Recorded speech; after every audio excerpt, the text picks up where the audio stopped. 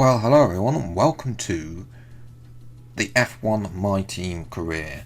I know it's slightly been delayed because of the way real sponsors mods in the game, but we're here. A little bit more work than I was hoping for has gone into this mod, so obviously that's really affected me. But you guys voted for pretty much everything else, the tracks that will be on there. You voted for our teammate, we've got Callum Ilott in there. You voted for the race format as well, and quali format. 50% races, the full quali format. That's going to be the calendar, and also you also wanted to see, yes, so full quali, and well, we won't be getting out of Q1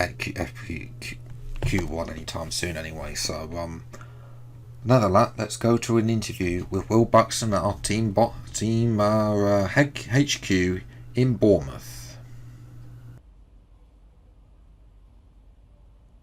Okay, we're live in 5, 4, 3. Hello folks, and welcome to the HQ of Formula One's newest team. We've been invited backstage to gain an exclusive insight into what could be one of the most exciting entries in the sport for many years. Now, we've seen a number of new teams enter the sport over the last decade, amongst their number Manor, Caterham, HRT and of course Haas. And while some have proved to be successful, others have morphed into different teams and some have disappeared completely. What marks this team out, though, as being something different is that its owner is also its driver.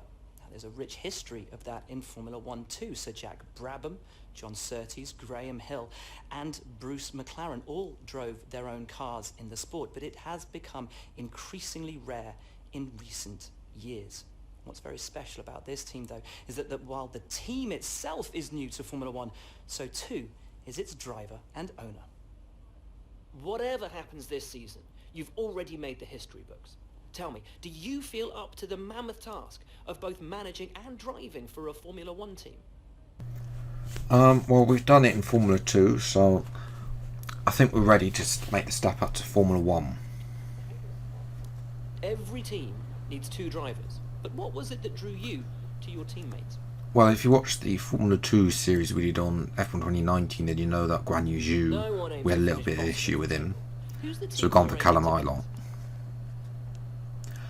In terms of that question, we're going to look for Haas. How are you expecting the car to feel out on track?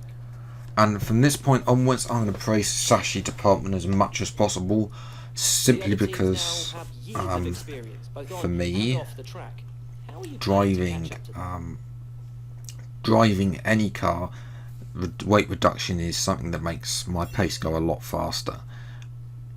Overtaking is a key part of this sport. How have you ensured that your car can take advantage of each opportunity that comes your way? And again, we want that light car because it will also enable top speed, reduces the roll for corners. It means we can have much more fun with the car. Which of your new departments are you most proud of?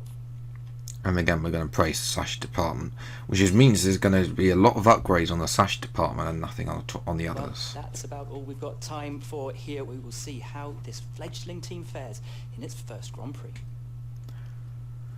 Okay, thanks. Well, help yourself to some of that fruit there from F1 2016.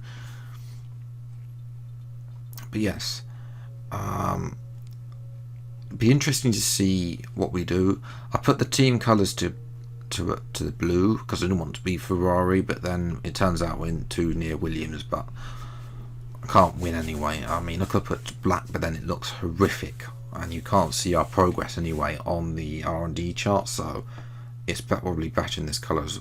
We'll get on to the car in a minute. It's taking a little bit more time than I wanted, so the only way you can mod liveries in MyTeam is using the RaceNet livery, which is unfortunate because I wanted to replace the sponsors and then use all the range of liveries that they've already got in the game. So that's a shame, but we'll have to press on with that. But we have got our own logo, in which was something that was quite cool, is that you can actually change the colour of, if you put a custom logo in, like mine is, you can put the car, they change the colour in game, which is quite cool. Here's our car. We've got the major sponsor of Canterbury. Canterbury are also owned by the same company that owns Lacoste, so they're mostly done with rugby clothing, but if you haven't heard of them, usually based out of New Zealand, but they decided to sponsor. We've also welcomed Magnus, who sponsored in Formula 2. Obviously they will not be making an appearance at Bahrain due to sponsorship reasons, but other than that, and we've got everything is being customized. We've got customized race suits, not the team livery because I couldn't find that file. Again, modding in MyTeam isn't fully open to modders, which is unfortunate. Helmet modding is something I haven't done yet, so I have to use the same helmet that we've been doing so far. And the other thing is that the gloves that we've got, I could not find them, the ones that I've modded in game, to save my life. I could find the race suit for the RaceNet one, but I couldn't find the gloves. So I'm having problems of trying to import the gloves. I tried to obviously use overwrite one of the Michael Schumacher gloves and it didn't work. But here's the livery ourselves. We've got Renault on the engine cover as well. We've got our logo. We've got custom race number as well. None of the FOM rubbish. And also the Canterbury Renault logos as well. One thing to note is that the in-cockpit Canterbury name here that you can see here, I got rid of that before the pre-race because I went out and practiced, didn't like it. It was all too bit skew. It looks half okay here. We've got Renault logos pretty much everywhere else. There's probably space to have more sponsors, but we'll see how many of our old sponsors from Formula 2 come and jump on as we go on throughout this series. And of course it's in the channel colours of red, blue and black, although the blue is a little bit lighter than what it is on the colours, but nevertheless it's the blue that's in the game. As I said, I haven't had a lot of time on this, so the fact that we're at this stage is a miracle considering the little time I've actually made this modding. And literally, I'm somebody who likes to obviously refine it, but if you want to use any custom mod, custom livery in MyTeam, you have to use the RaceNet livery. Logos is a free thing, but obviously you can try and replace the sponsors in the files, but it then doesn't translate across to the game, which is unfortunate. So that's why this series as well has been delayed because of that. But yes, let's going to advance. We're going to see how much money we can get. We've got over 1 million now, and over 1.5 million. So I think we've got enough for. Notice we're already at spec 1 on the Sashi, so that's good. We're going to upgrade, I think, the fitness center because the analyst suite is the cheapest one of all. You can see the simulator here is something that you would find in the YouTuber's bedroom. Obviously not mine because I don't have a wheel. Well, no, I do have a wheel. I don't have a desk that can accompany my wheel. Yes, we got custom boots as well there, and a custom cap as well. Just so you know. But yes, here at the team, we've gone. The main colour of the team is going to be blue on these colours. Unfortunately, one thing I can't mod is the team livery stuff. It's just not available for me to mod, so that's unfortunate. So we've had to stick with this horrible, very bland default one. Otherwise, we would have got more interesting t-shirts than what we've got here, really. And also we've gone with blue as the major colour to avoid a clash with Ferrari, really. Although blue is a bit similar to Williams, but Williams are going to be at the back anyway through the start of this career anyway, until Codemasters release that engine upgrade in 2058. But here we are into qualifying. Now, this is our fastest lap at the end of the session, of course. We're currently in P19. We need 16th or above to get out of Q1 into Q2. Let's see what we can do. Not very good turn 1. We lost a bit of time there, but can we make it up as we go up into turn 2? Yes, we can. I mean, there's a tenth made up for that corner. Lose a bit of time for that corner, but then we make it up on corner exit there through as we get through our grind now, and the lap time starts to come down. I don't really feel that Australia has actually changed between this year's and last year's game. I know some tracks actually feel wider, but for me, it doesn't actually feel... I mean, yes, I've been around it. This is my 3rd appearance around this track now, so you sort of get used to it, and you sort of think, oh, this is normal. So you sort of... If where tracks have been adjusted to make wider, you sort of just adjust yourself anyway. So you don't really notice... After a while, you don't really notice it. And you just really, it's just processed, oh, I need to be here. And obviously it helps me because I've done that dynamic racing line on the corners, because otherwise, let's be honest, even still after many years, if I don't have it on, I still end up lost for any corner, and actually have less places. Losing time up to the line, so it's going to be just shy 3/10 improvement. Is that going to be enough to get us out of Q1? No, 18th place, but we've beaten an Alfa Romeo, so that's good, but we've lost out to Haas, but only 300ths off there. Callum a little bit further back than where I'd like him to be. There's progress there though. Not a bad start, I would say.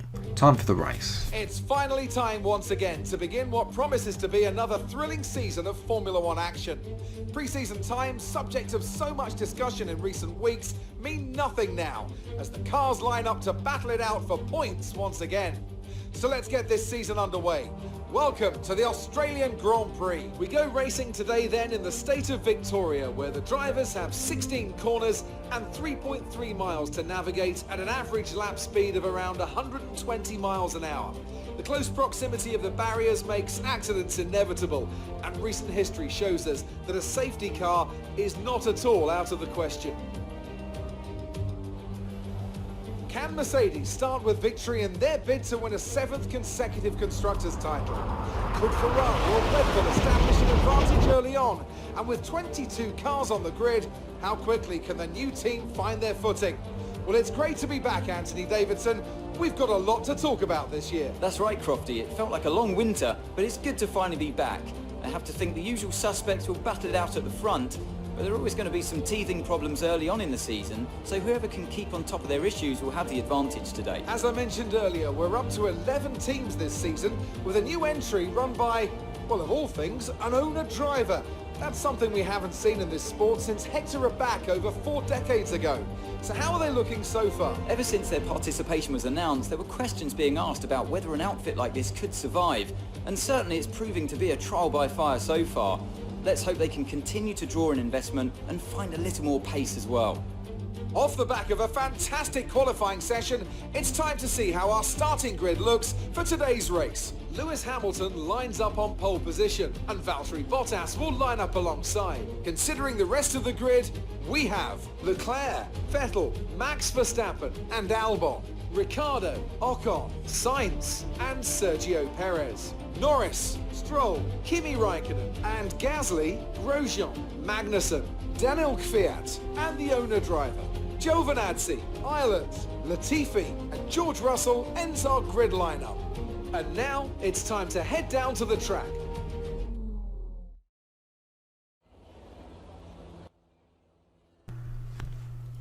Well, nothing from Jeff there. Now, this is something where, because this is a 50% race, not 25% race, we're going to use our personalised strategy, so soft and mediums. But fibre lights are on, and away we go for the Australian Grand Prix, and our F1 career for ourselves and our team is underway. Can we break down the inside of this Haas? Now we're going to have to take to the curbing and the grass a little bit there, and we retain P17. Can we get a dive bomb? Big dive bomb. Contact with Gasly there. Do we get a warning? And up into P13 there. I mean, Gasly didn't have Raikkonen. We sort of really I don't know, there was a little bit of understeer. The car didn't really want to turn there.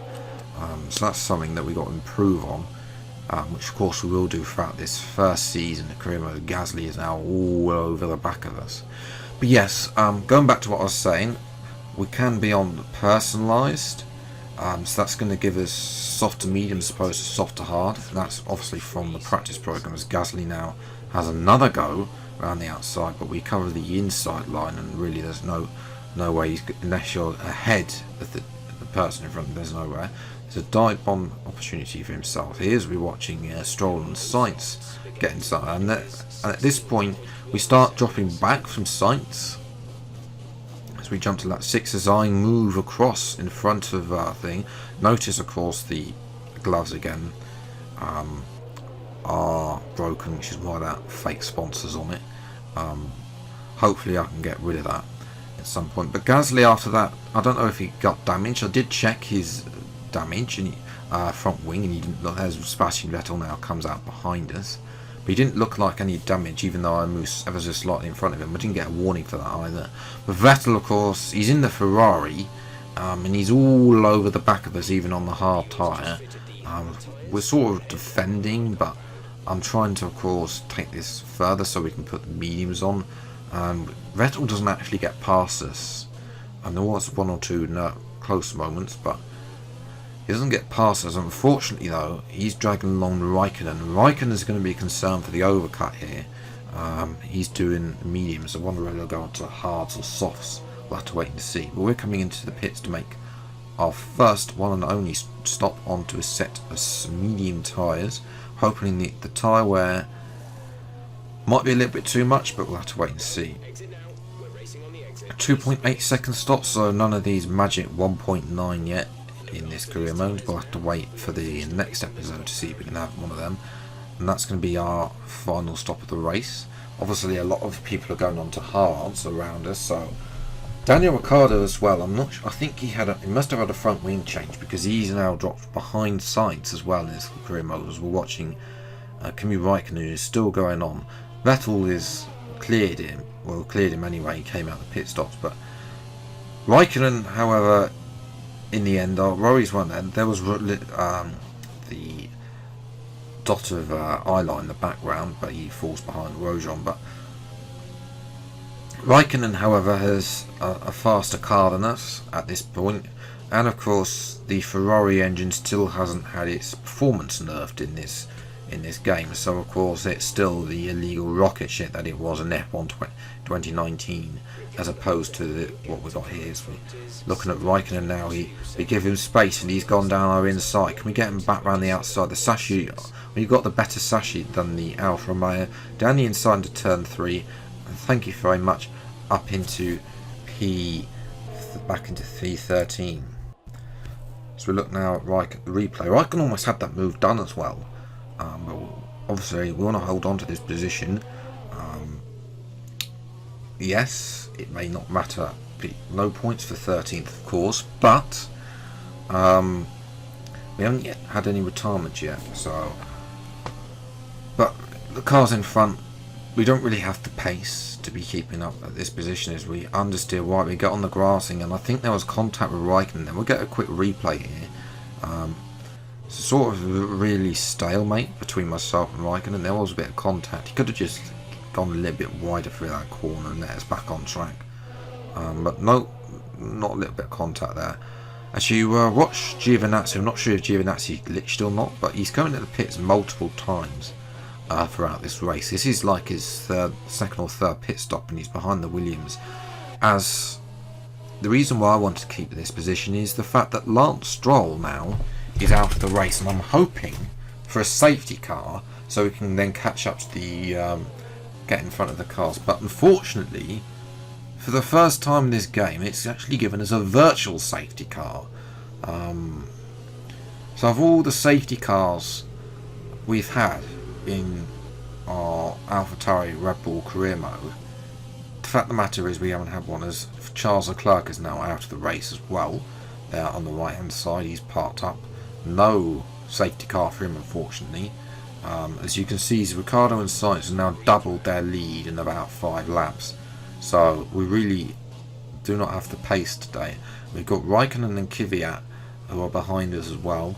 Our teammate and Grosjean are slowly catching up, but it's at this point that I think the hards, for whatever reason, start to go off. As Raikkonen on the last lap tries to dive it up on the inside.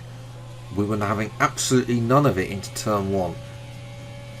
He dives it down the inside, and then we just about avoid making contact there with the fin.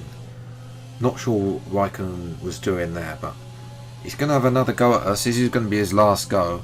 We're going to defend here quite easily in the end, and it's going to be P11 today, which, if you think about, we qualify in 18th. Yes, the tyre wear is a little bit too harsh, but we'll work on that with the Sashi upgrades as well.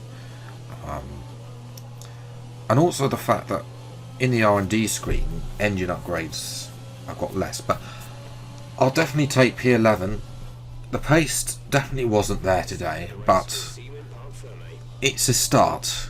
It's definitely a start, and that's something that we can do to go on. And of course we get driver of the day for our hard earned efforts keeping Raikkonen and Gasly and Co at bay. But Lewis Hamilton won the Grand Prix from Valtteri Bottas, very boring up front really. A long way away of the Ferrari, sole Ferrari as well, with the likes of Verstappen, Perez and Albon. Perez in front of Albon in the end, no Stroll unfortunately there, so Red Bull struggling as well. I got 15th as well, so the important thing is he made up positions as well, although there. Leclerc technically was classified as 3 laps down, which I don't get. Giovinazzi made 4 stops, so again a little bit of a glitch at that point. So 11th and 15th. I mean, if we look at Caterham, HRT and Manor at their first races, I'll definitely take those positions. And it puts us 7th in the standings as well. I believe we need to finish. I'll show you the sponsor goals at the end of the video, but amazing performance out there. I'm sure you're pretty happy with that. You gained a lot of positions during the race, didn't you? yes, I mean, obviously the Sashi really helped us there with the praising them all and getting those R&D upgrades, and we're going to be doing more over the period, really over the time, and getting the car. Your team must be thrilled.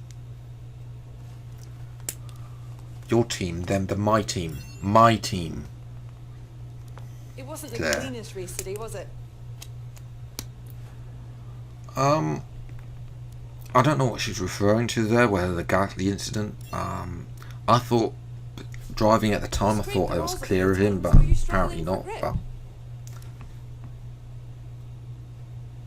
oh, that's a no comment, Claire. Appreciate your time.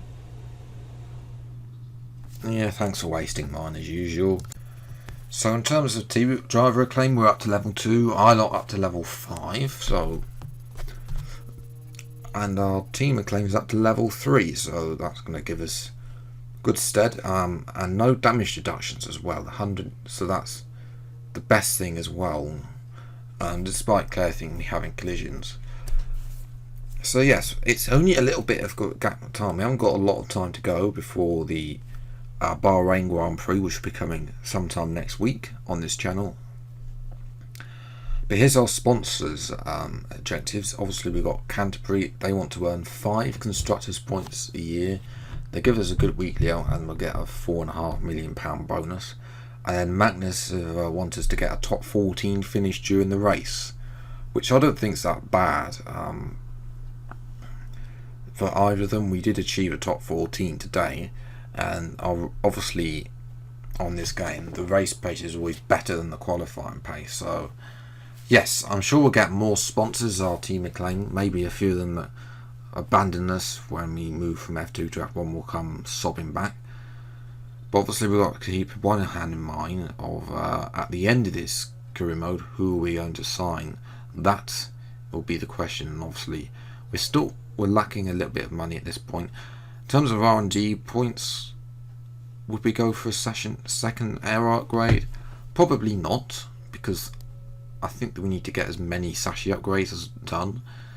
Obviously there are, you may have not seen, but the engine upgrades has the fewest of the 4 compartments and the durability, so that's not really going to be a focus for us at the moment. It's going to be more about getting the sashi, so we can, on tracks like Monaco and so on, we can then be competitive. If you have enjoyed this video, then leave a like, subscribe to the channel, you see more episodes of the F1 MyTeam Road to Glory as when it comes out. Until the next VR time, take care, thank you so much for watching, enjoy your day, and goodbye.